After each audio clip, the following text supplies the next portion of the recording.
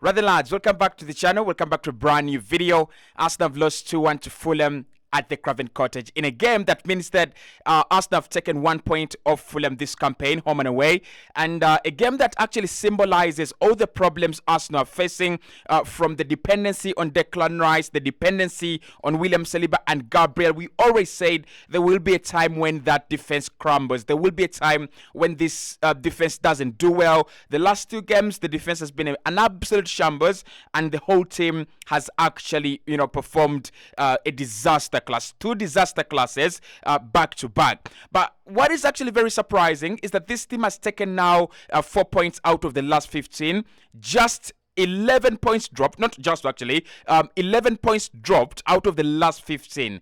That is how bad we are, and that is how traumatizing this team is. And I tell you, we are still playing better sides in the second half of the campaign. I think Bournemouth are much better side than the way we played them. I think Brentford will be much better. Man United might be better, and they will be at home.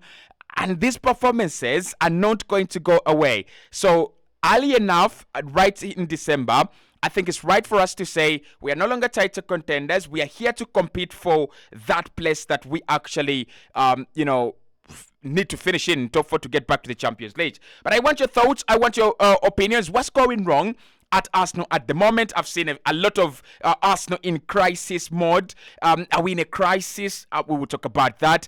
Do you think we really need to change some of these players? Because for me, I look at Mikel Arteta's tactics, and they've been the same all season. So is Mikel Arteta to blame? Is it the players to blame? Where is the blame? Where do we place the blame right about now? Hit the like button for me. Subscribe as well if you feel you're in the mood. If you're not, then we can look about that right in January. So let's talk about some of the key moments in this game, and why I think Arsenal have a lot to learn from this game, and reality has struck early. So last season, Arsenal lost to Brentford. We didn't lose to Brentford, but we drew to Brentford at home. We lost to Everton at the Goodson Park. And these are the similar performances that we actually are seeing right now. That is just a replica of those performances. The difference is we are not title favorites like we were last season, and we have just written ourselves off the name of contenders, the list of contenders to win the Premier League. That is what we have done, and probably it's for the best. If Liverpool and Man City, who I think are really high class sides, go toe to toe with each other for the rest of the campaign, and Arsenal finish comfortably in third, we've got to fight Villa now. We've got to look at Arsenal Villa. If Villa win their next 5 games, Arsenal might not do that. So that means that we are under threat. Okay.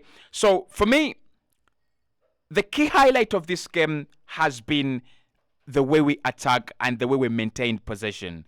That is something that Mikel Arteta really wants. That is something that we have really worked on all season, and it still doesn't make any sense. It still doesn't make any sense that we have chunks and chunks of possession, 68%, 70%. You look at this game, Arsenal had almost 68% ball possession, right? Rising up to 68% ball possession. And how many shots did we have on target? 3, right? Fulham on the other side, who had around 32% ball possession, had 4 shots on target.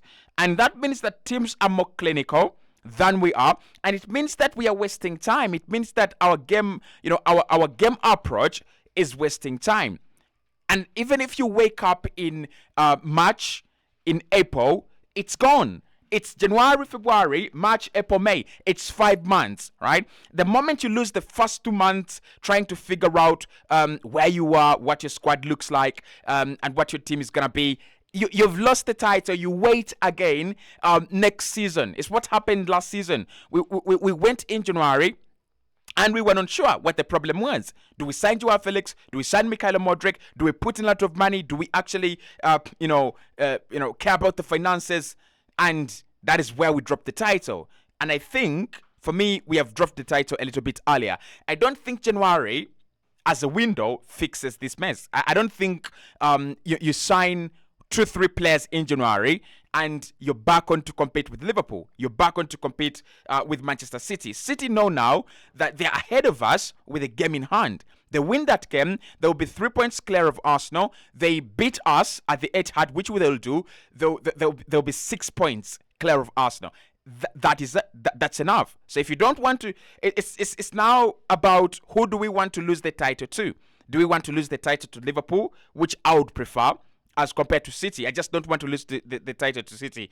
I don't know why. So do we want? It's going to be Arsenal becoming spectators, and I think we are spectators now for this title race. We need to draw back, wait a minute and go, okay, we fumbled this when we didn't beat Fulham at the Emirates. We fumbled this when we didn't beat Newcastle at the Emirates Stadium. We fumbled this when we failed to actually, win games that we should have won. We fumbled this when West Ham actually, gave us a lesson, right, at our own ground, right? We fumbled this when we took 1 point of Fulham. When we came in this game, Fulham had played 3 games consecutively, and they had not scored a single goal, and they had lost all of them. They had lost 2-0 to Burnley at the Craven Cottage. They had lost to Newcastle away, and I think they had lost to, is it Nottingham Forest as well? I'm not really sure. So Arsenal coming into this game, we had all reasons to believe, we had all reasons to go, this is a game you can win. This is a game that, this is a winnable fixture. And for us to eventually end up with no points and a -1 on our account, yeah, that is where we are. That is the beauty about the Premier League. That is the beauty about, league football. It's a marathon, right? And during that marathon, during your run, during your laps, you will, if you didn't tie your shoelaces very well, your shoes are going to come off, right? As simple as that. And that is what actually happened. So what is the problem? What are some of the key issues I saw in this game? Number one, today it was not about the finishing. I hope everyone saw this. Today it was not about the finishing. Today it was about the way we attacked in the final third. Well, Mikel Arteta said that we don't get to the penalty area enough. We don't work, we are not clinical in the opposition box. So today, we actually didn't enter the penalty area. Today, as opposed to the 30 shots we took against West Ham, today we took 14. And only 3 of those were on target, right? When you score an early goal against Fulham at the Craven Cottage, you've given them a very difficult assignment. You've given them a very difficult job to do. Do they sit back and relax and wait for you to, come on them and counterattack? Or do they actually get out and attack you and risk, conceding a second? Fair play to Fulham. Fair play to them. Because what they did, they conceded early, but they could sniff the anxiety in this Arsenal side. And everyone could sniff the anxiety in this Arsenal team. We were giving away the ball so cheaply. You look at the first goal. I don't know what Saka is trying to do. He gives away the ball. He stays down. It's 1-1. And yeah, that is the story of our life. In this game, Calvin Bassey was the best player at Fulham. And I think it was an easy game. It should be the easiest game he has ever played in his life. Because what he was doing was literally picking the ball from Arsenal players and advancing it on the other side of the pitch. That is what he was doing. And by the way, Calvin Bassey is not having a good season. He's just coming around as a player. He's trying to turn his fortunes around. But look at that quality. Look at what he's been doing to this team, turning them inside out. The midfield today, non-existent. The attack, Eddie Nketiah, my boy, non-existent. But I tell you what, I was happy when Eddie started, and I'm happy that Eddie played 95 minutes because Jesus is not one player to rely on. You can't rely on him. Nketiah is a more clinical finisher. than Jesus. And since he didn't get service today, no blame. No blame on him. I wouldn't even go, well, Eddie was disastrous. Did we feed him? We did not. Did we give him any chances? We actually didn't. So that is number one. We are not attacking the penalty area. We were not attacking the penalty area. We are literally, passing around the penalty area and losing the ball in transition and, just conceding goals, which is, typical for us in the last 5 games. I think the other thing that we've got to talk about that Mikel Arteta needs to look at is the way we are exposing our defense in the name of overloading the final third. I don't know what we are doing in the final third, but our defense is getting exposed every time, every time and again. And I know Saliba is brilliant, and I know Gabriel Magalhaes is brilliant as well. And they've done a very fantastic job. This game could have been like 4-1 to Fulham. Raul Jimenez misses a sitter at the edge of the penalty area, and then that same chance is pushed a little bit further forward, and then he buries it, right?